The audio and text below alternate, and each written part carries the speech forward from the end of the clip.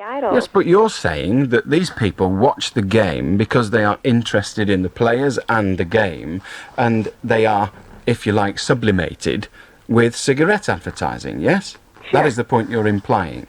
Now, I'm saying to you that subliminal advertising, when done in the illegal way, is very, very powerful.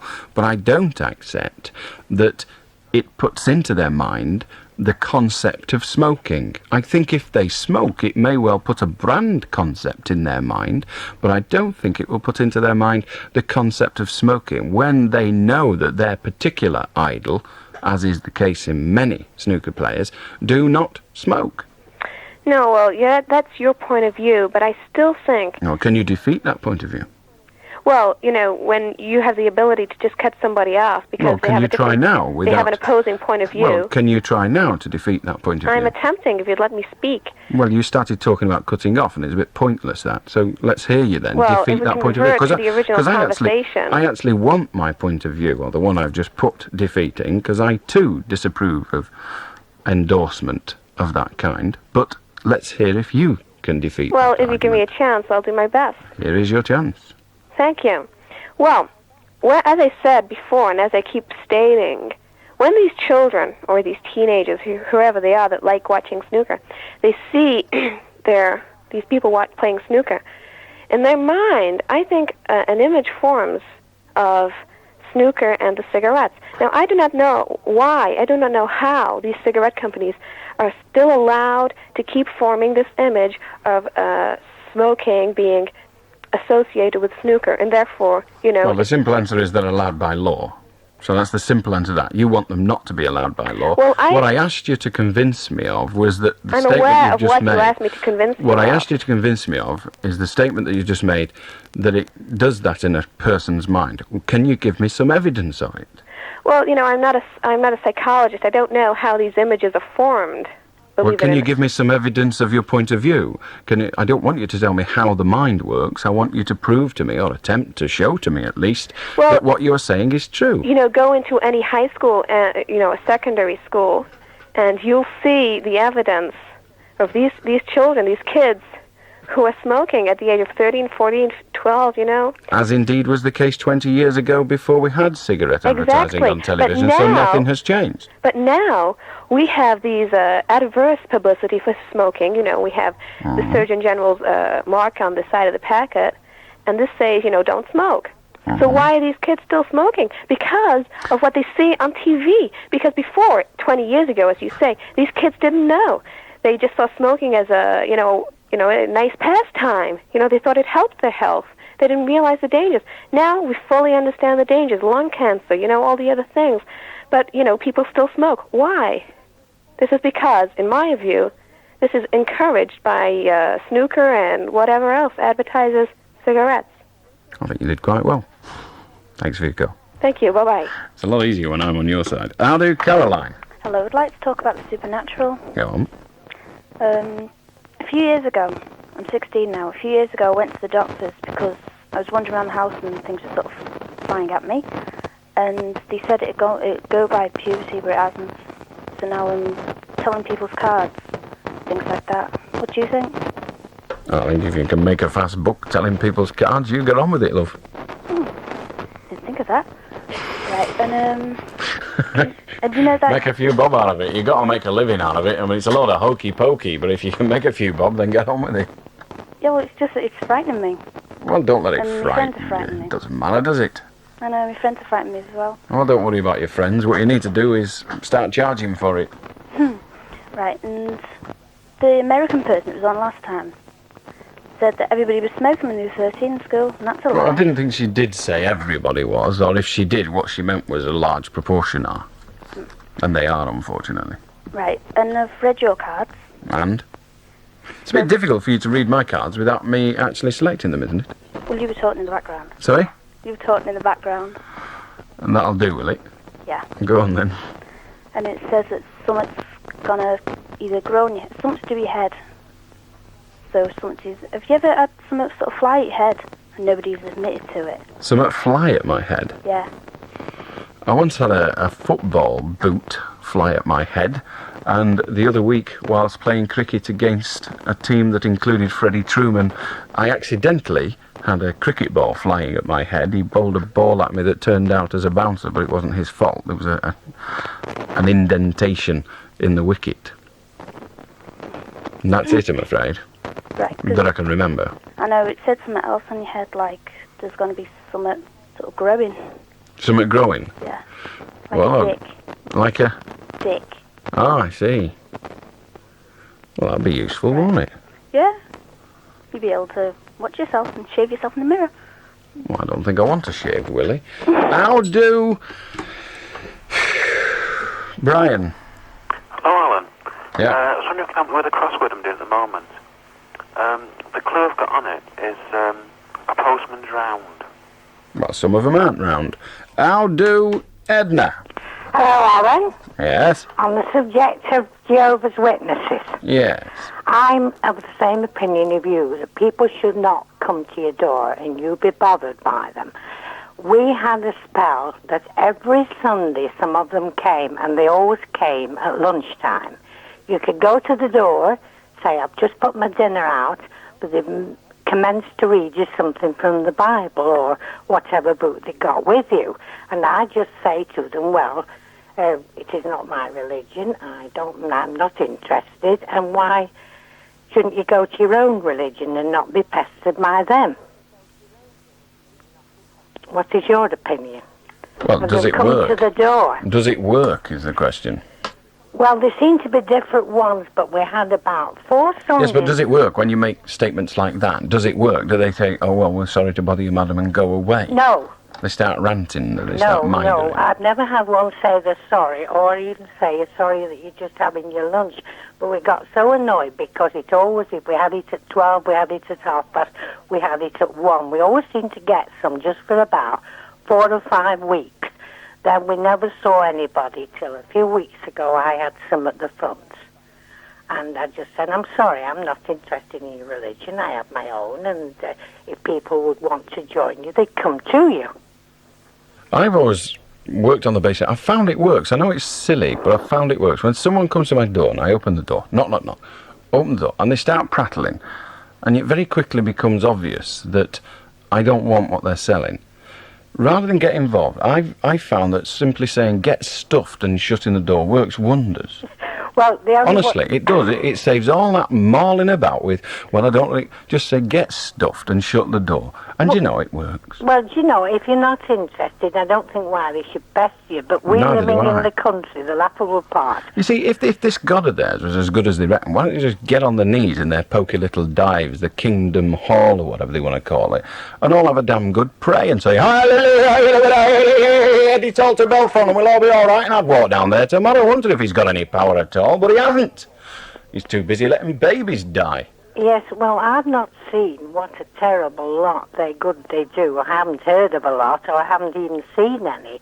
But we do get a lot of people in the country. They seem to think in the country you want, as you say, windows, you want tarmacking. But I have the best one, but the tarmac, we had a session where you want your drive tarmacking.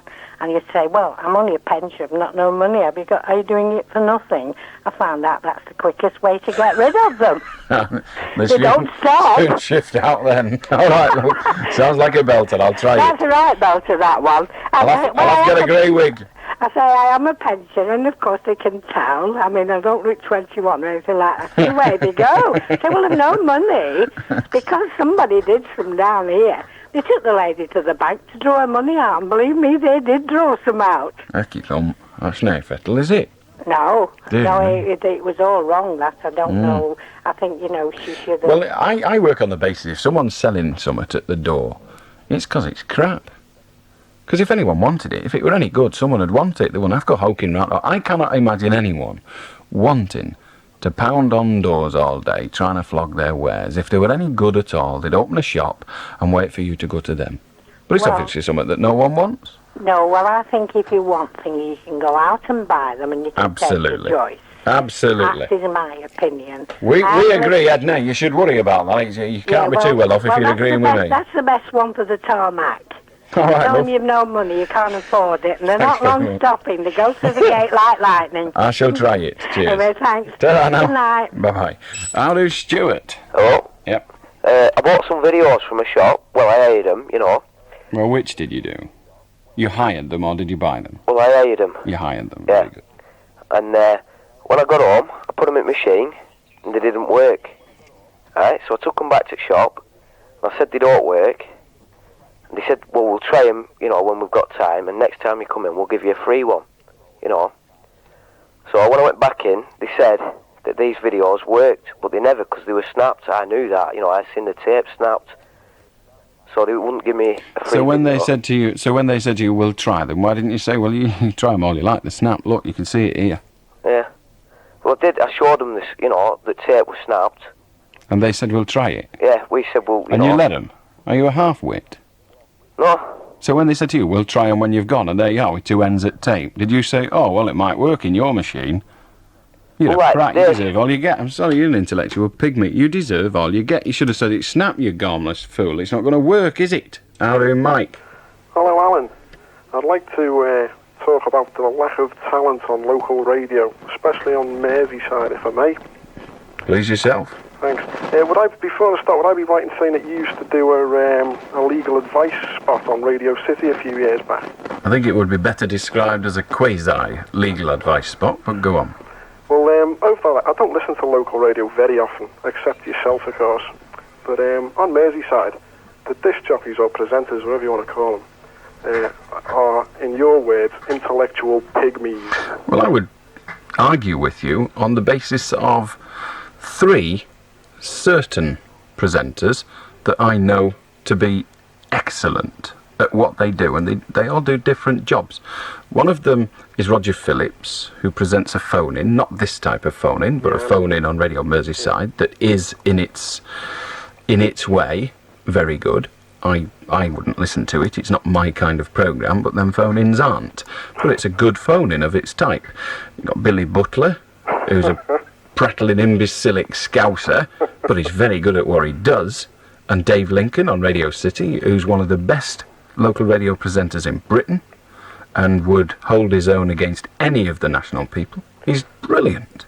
Yeah, so out of probably about 20 or 30 presenters on the 2 local stations on Merseyside, you've got 3 that you would consider to be competent, and the rest of them... Well, no, that is not what I said. I didn't say they are competent. I said what they are. They are brilliant. Oh. There are others. Mark Jones is a very good presenter. Again, it's a kind of programme, because I'm not a local radio listener. I listen to Radio 4, so I'm not in a position to say, yes, they are good, entertaining radio stations. I don't listen to them.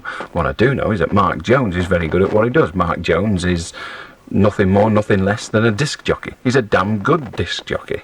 Would you consider the vast majority of disc jockeys, rather than presenters, that basically in between records, all they do is come out with a load of meaningless waffle that nobody Yes, really but wants to listen to? well, yes, of course it's meaningless waffle that no one really wants to listen to. So why do they in their millions? Well, that's what I wanted to talk to you about. Why, in your opinion, do the countless thousands, millions, however many you want to put it at, listen to this rubbish every day? Because they don't think it's rubbish. People want different things from their radio. I would get bored to tears listening to Mark, to be perfectly frank, listening to Dave, or Billy, or Roger. Any one of those 4 who I've already said are exceptionally talented people doing a very, very good job. I wouldn't listen to it because I don't like the job they're doing. They're very good at what they do. I'm a Radio 4 listener. You can listen to a programme tomorrow at 4:03 on Radio 4 that I think is one of the best pieces of broadcasting that will be on your radio this month. And it's a programme called File on 4, and it's looking at the privatisation, I know what, because I listened to it tonight, it's looking at the privatisation of industry in a place called Togo in West Africa. It's a brilliant programme. Most of the population won't even bother to listen to it because they will find it totally and utterly boring. I find it stimulating, informative and everything else. So I don't think disc jockeys are particularly interesting. However, that is not their role. Their role is to provide a very gentle entertainment, a very non-intrusive entertainment to great numbers of people. and they do it well. I mean, tune into our breakfast show in the morning, you'll hear one of the best disc jockeys in the land performing and strutting his stuff, Paul Fairbairn. He's brilliant.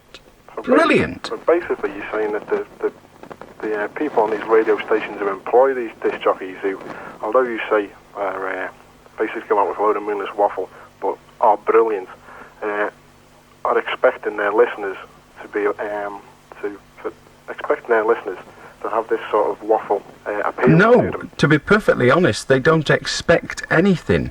When you employing a radio station team, because that's all Red Roses, it's a team with all different shades.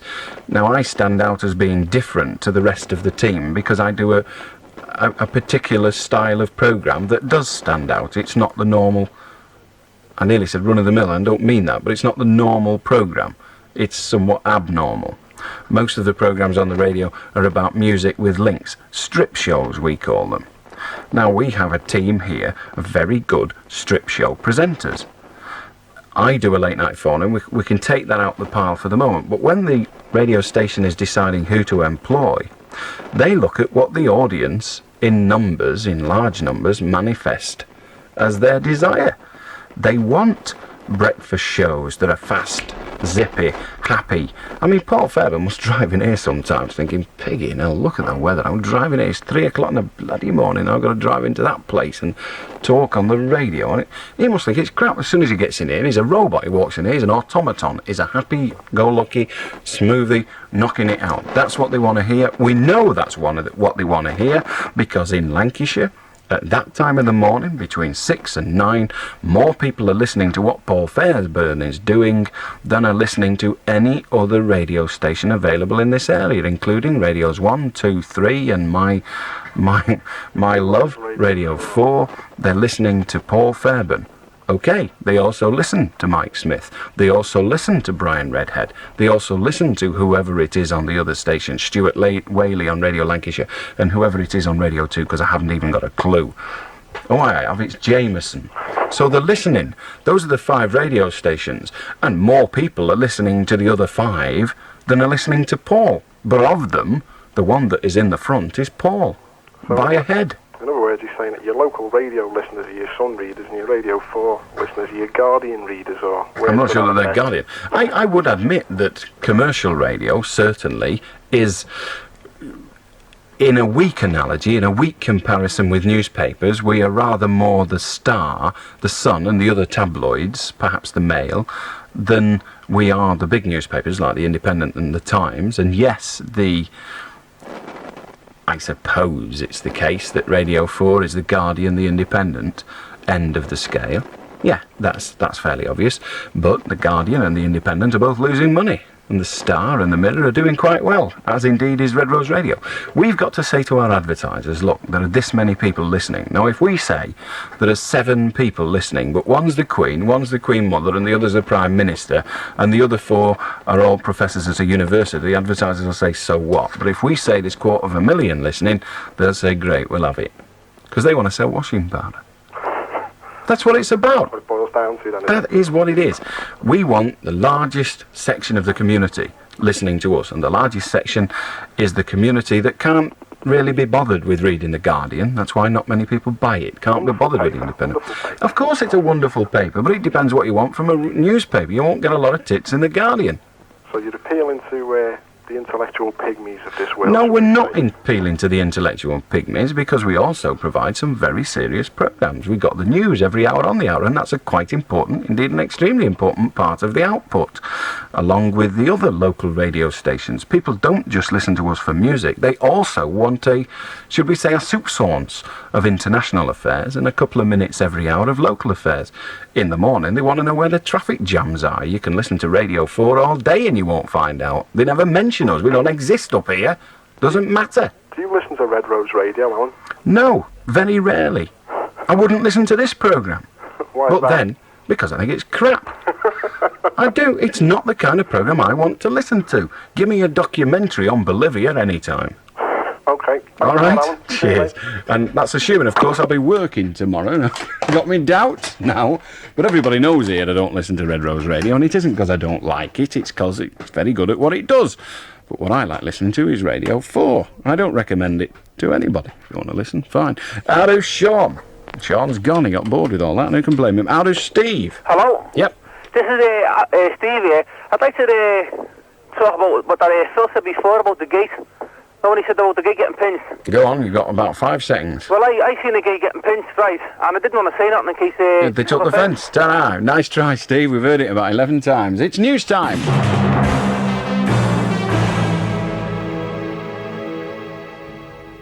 The Midnight News, this is Therese Birch. President Reagan is saying that he's now hopeful of an historic arms limitation agreement with the Russians by the end of the year.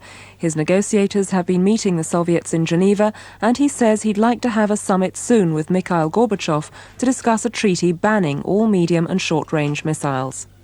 There's still much to do in Geneva, but I'm heartened that the climate is now receptive to an historic proposal of this type. The United States is proud to be in a position to make this proposal. West German teenage pilot Matthias Rust faces 10 years imprisonment for flying his light plane on an unauthorized flight from Helsinki to Moscow 2 months ago. Rust has been charged with illegal entry into the Soviet Union, violation of flight rules and malicious hooliganism. His undetected flight across some of Russia's most security-sensitive areas embarrassed the Kremlin and led to a number of top resignations. The lifeguards captain accused of smuggling cannabis from Ibiza to Sweden in his brother's car says he's never even smoked the drug.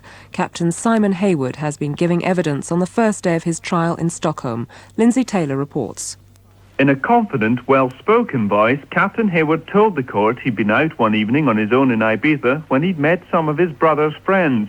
After several drinks, they'd told him they'd been smoking dope and asked him if he'd like some. I said I didn't want any. I don't smoke that sort of stuff, he said. I don't even smoke tobacco.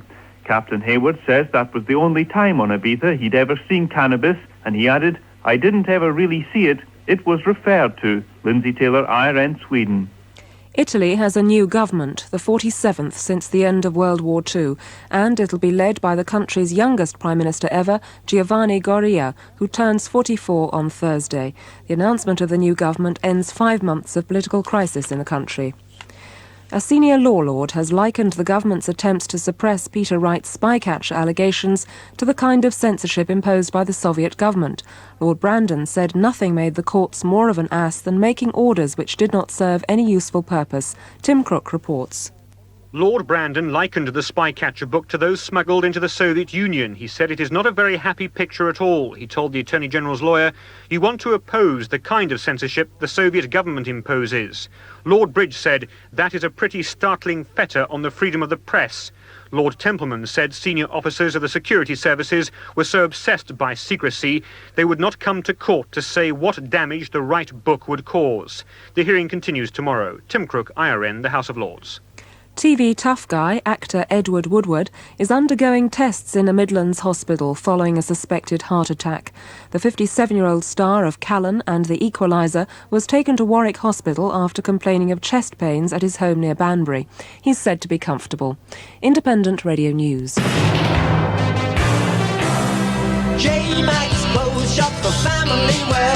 J-Max half-price clothing sale starts this Thursday, the 30th of July. Our already crazy prices have been slashed by 50%, so make sure you and all your family take advantage of this once-in-a-lifetime offer now. You'll recognise the styles and be amazed at the quality. But even more important, you'll love the half prices on selected garments. J-Max half-price clothing sale starts Thursday, the 30th of July, throughout the Northwest. J-Max throughout the Northwest.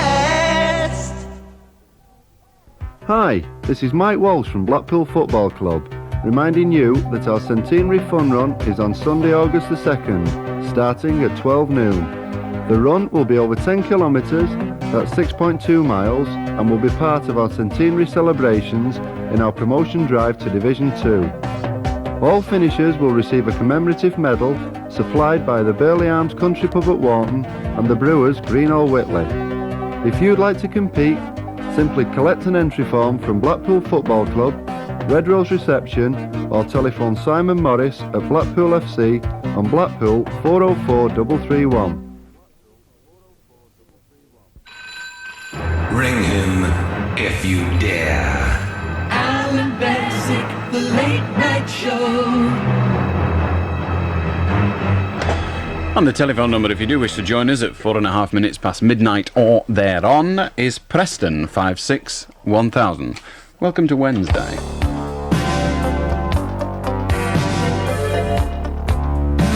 Right through the night.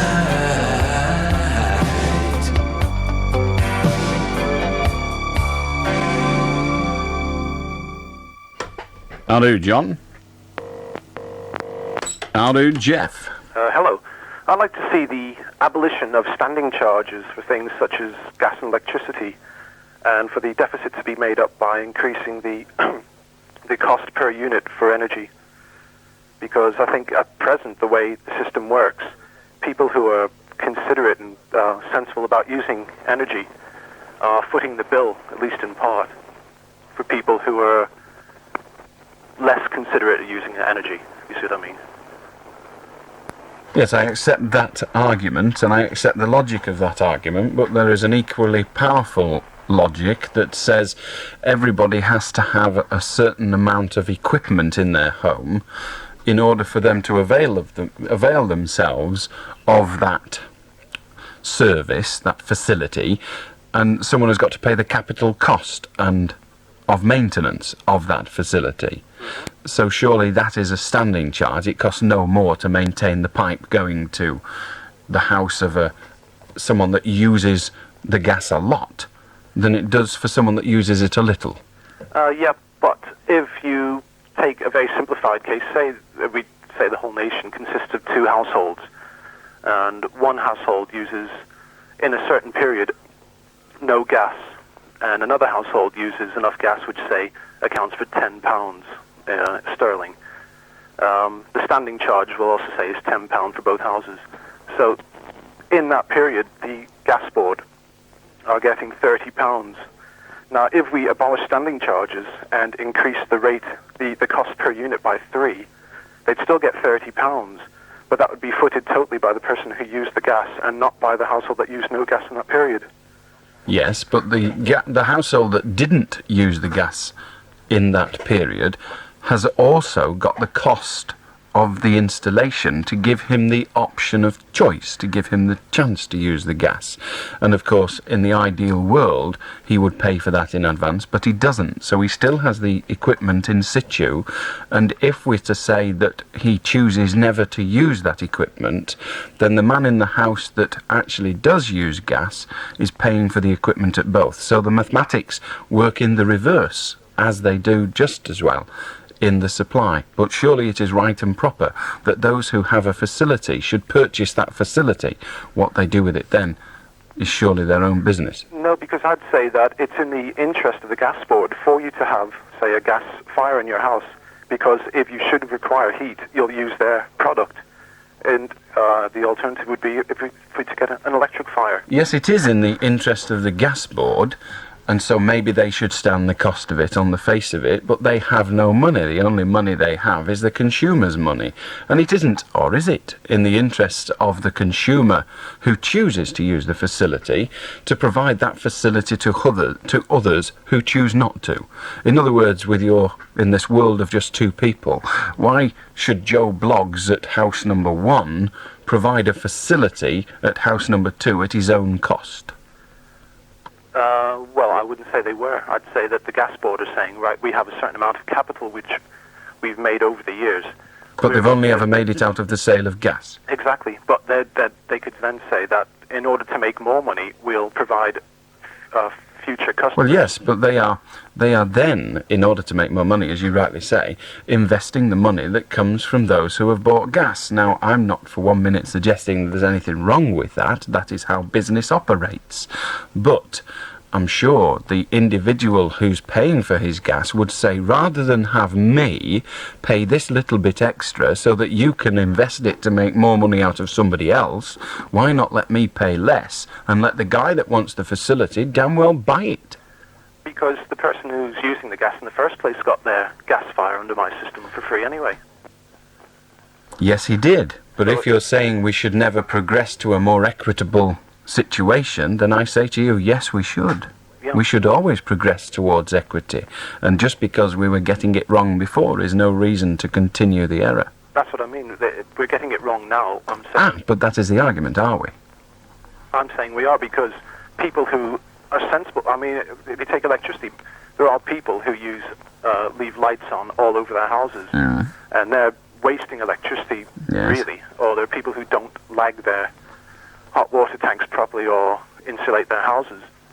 Well, yes, I've understood the argument. I mean, that is exactly the same argument that you put at the beginning, and repeating it doesn't strengthen it one iota. No, I'm just saying that these people, they should be rewarded, really, because they have the facilities for using gas. The fact that they're not using it, I don't think they should have to pay. I think only they should be charged, because the gas board or the electricity board, after all, would be getting the same revenue every... Well, I don't think you would convince the Ford Motor Company that they ought to park a car outside everybody's house and only charge them the mileage.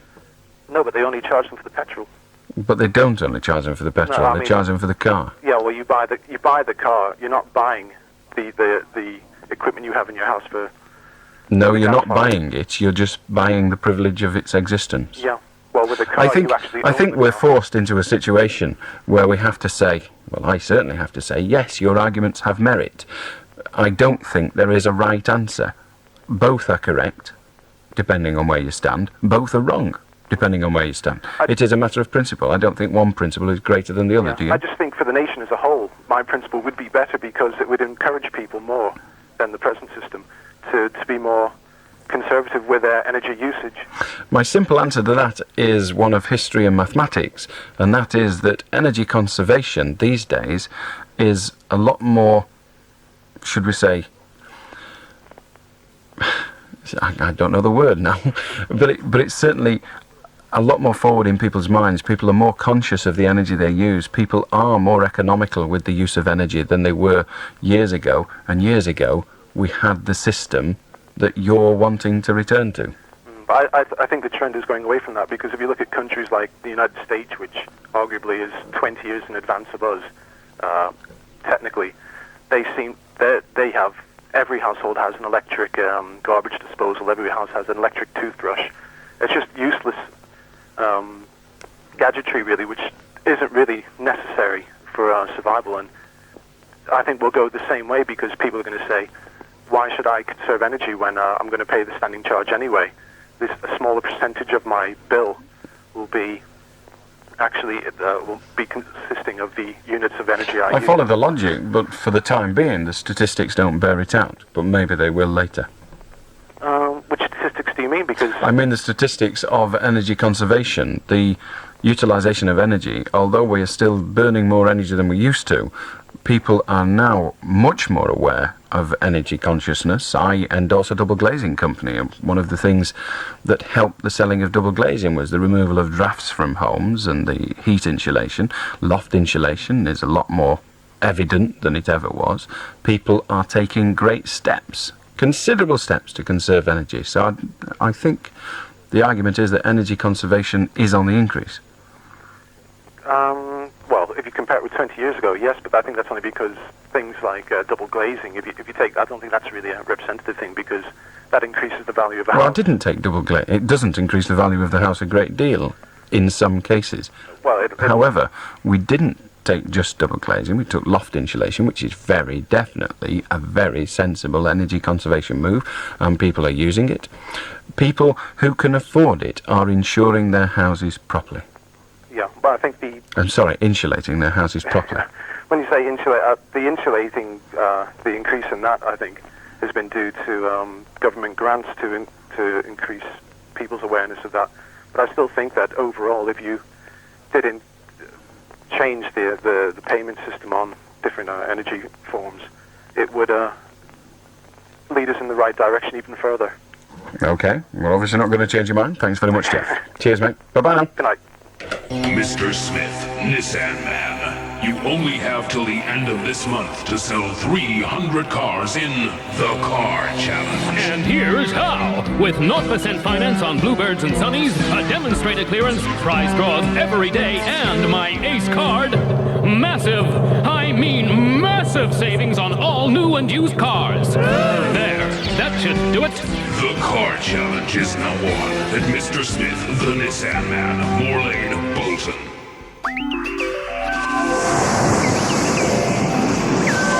everybody's idea of a trip to paradise, a holiday in Hawaii. And it's probably your idea of a holiday that's way out of reach. But now, for Red Rose listeners, that idyllic Hawaiian holiday is genuinely affordable. For £599, we'll spend 2 nights in Los Angeles and 9 in Hawaii. The price includes transport, flights, and hotel accommodation. When you consider the standard airfare alone is nearly as much as that, I think you'll agree this is an outstanding holiday offer. We leave on the 2nd of November, but you must book as early as possible to guarantee your place. Pick up your Hawaii holiday leaflet from Red Rose Radio or any branch of National Travel World. And sit back and imagine the tropical palms, the Pacific sunsets, the Hawaiian guitars, and the golden... Hello, Stephanie. How do, Alan? I want to talk about proper tarot card reading. Go on, then. The thing is that there's a lot of people going about saying that they can do that, like that girl did earlier to you, saying she couldn't do that with the cards. You didn't have to be there. Well, she was taking the mickey. Yeah, I know, Yeah, I know fine, that, I as know long as she you- was. Go on, then. But there's a lot of people going about conning people, and you was telling her, to charge him, earn a living Oh, out why of not? it. Well, the thing is, for a start, you have to have a permit to be able to do that. Well, fine, get a permit. It can't be Yeah. any exam they give you, because, I mean, it's all a lot of nonsense Well, anyway, isn't it? No, it isn't. That's just the thing. I mean, tarot card reading has been in our family a long time. That don't make it right. What do you mean doesn't make it right? What I said, just because it's been in your family a long time doesn't mean you can do it genuinely. Yeah, but my grandma does it generally, and she doesn't charge. Fine, that's her privilege. I'm not for 1 minute suggesting that she shouldn't do it. I'm just telling you it don't work. Well, that's your opinion. Well, convince me it does then. I can't convince you it does. You can or you can't. I mean, that girl Are you convinced saying you. you can- You was talking about flying boots and flying No, cricket can you- balls, can weren't you- you? I Can mean, you you're the one listen? that was Shut up, you getting it. silly cow! Will you tell me either you can convince me or you can't? Which? I am convincing you. You've convincing me, All are right, you? then, Oh, yeah, go on, listen convince to me. this.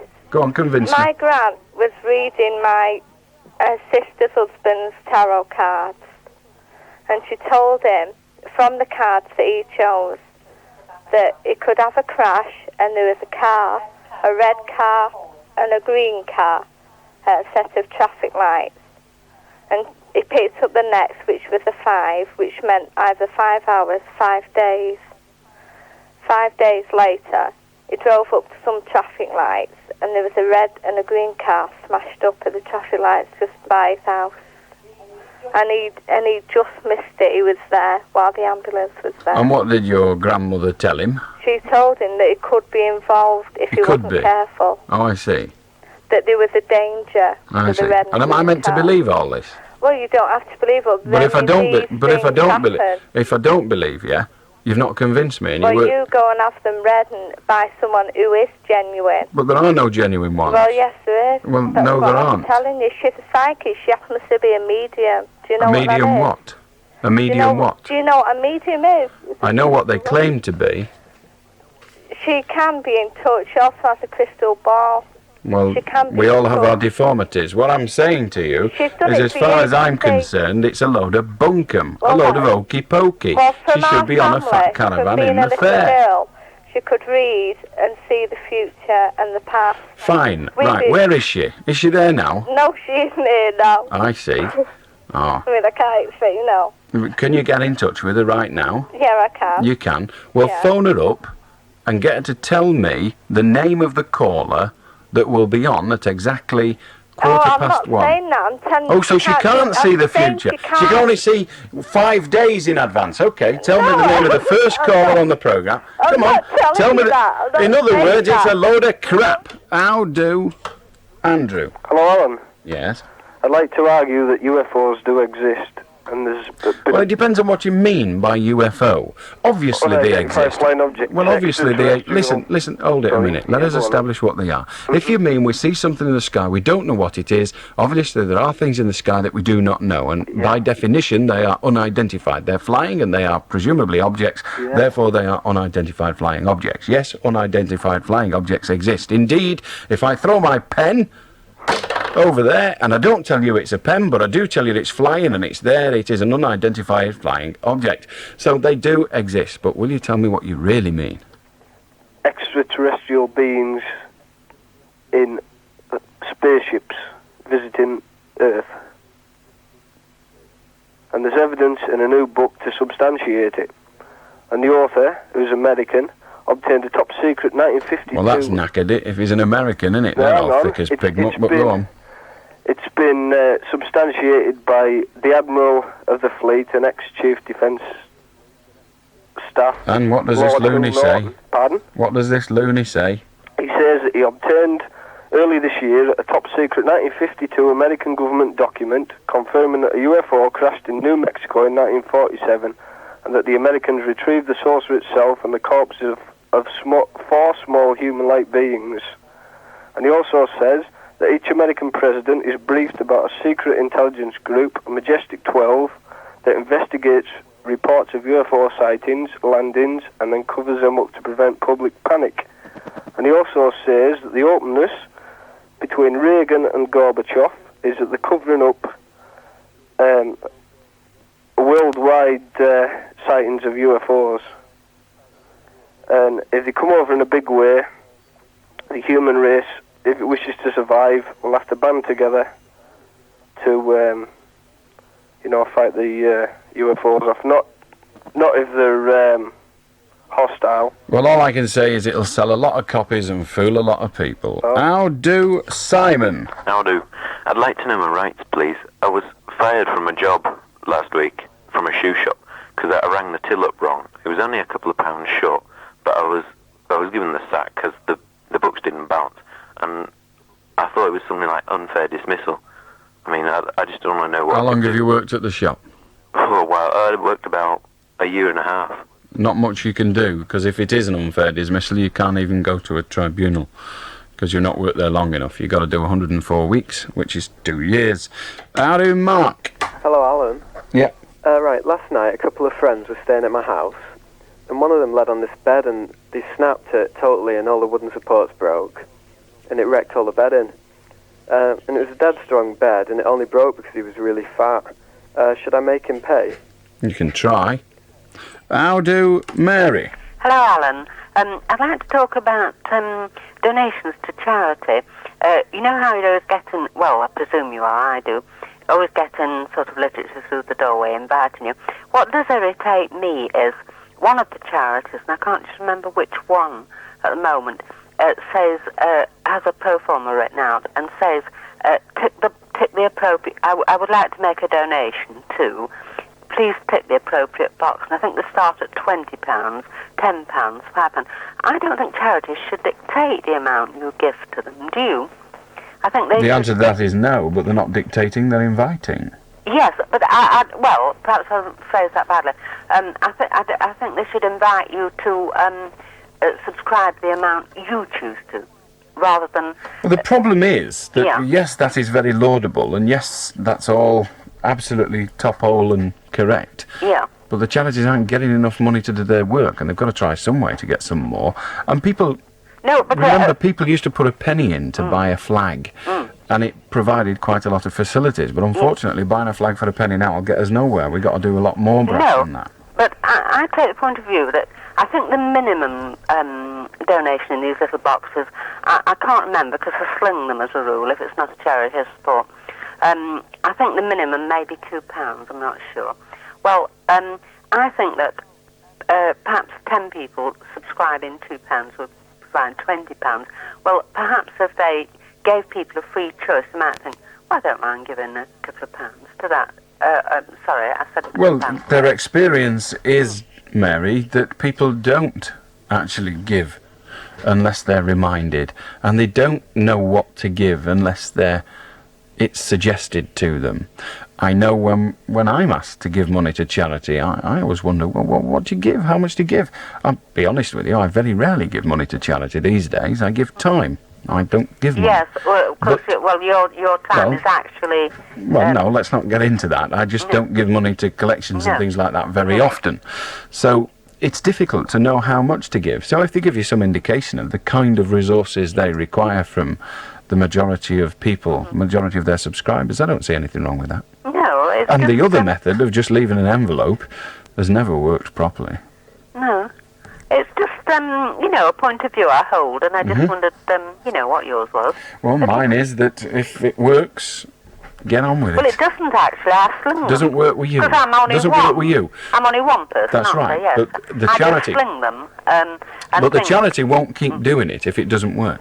No, if they don't get a response. That's no. right. No. Okay. All right, love. Thanks for your call. Bye-bye now. There goes another one in the 300 car challenge at Mr. Smith, the Nissan Man, and another £20 to the National Children's Home.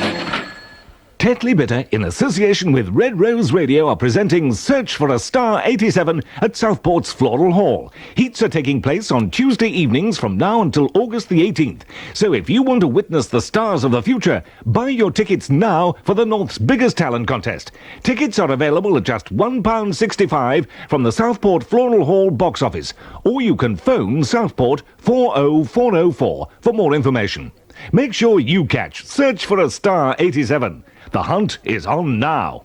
Now do. Oh, Jean. Hello, Alan. Hello, Jean. I rang to tell you about a dream I had last night because it concerns you see. So, I dreamed that I died and I went up to heaven. An angel Gabriel wouldn't let me in at the door. He said, you've worked in the civil service and you know you've got to have your own cup. Nobody can get in here without their own cup. So I floated down to earth, and on my way I met you. Yes. And I said, where are you going, Alan? I said, you don't believe in God. Why are you going up to heaven? And you said, oh, it's better than the place down there. I said, well, they won't let you in without your cup. And you said, I'm Allan Beswick, I can't get in anywhere. Come on, I'll take you up. So I knocked on the door, and I said, I couldn't find a cup anywhere, so I bought the biggest mug I could find. That's right. It's a belter, isn't it? I have a compliment for you before you go off. Good Lord. You know when you went to the night out at the Grand? Oh, that was a long time ago, yes. Well, you know, you were talking to Mary Magdalene. Yes. And after you left, someone was telling her all about you, you see. And she said, well, he's a very straight guy because the whole time he was talking to me, he looked me straight in the eyes. So I thought I would tell you that. She said, those people that interview me, she said, they look all around me, but she said, he looks straight into my face. All right, then. Well, thank you for that. It's because I'm so nosy, love. Cheers. Anyway, don't forget to substitute the name if you tell that joke. I'll do my best. Bye. Ta-ra. Substitute the name. I'll do Julia. Hi, Alan. Yep. I was in a restaurant recently with a few friends. It was my birthday, and a lady was sat on the table near us, and she seemed to be listening to my conversation I was having and everything. And she started pulling my hand and telling me that I looked like a daughter who'd just left home, and I was getting really embarrassed. It's not the pulling the leg bit. Yeah. I thought it might be, yes. We've had it. Thank you for trying. Hi, Rita. Dedications it is now being sneaked in. How do Simon? Hello, Alan. I'd like to talk about computer addiction. Computer addiction? Yeah. Well, there's That's a these new two one. lads that live down our road, and they're concerned about them. I want to see if you can help me. I can't help you, but then you haven't got the problem. They have.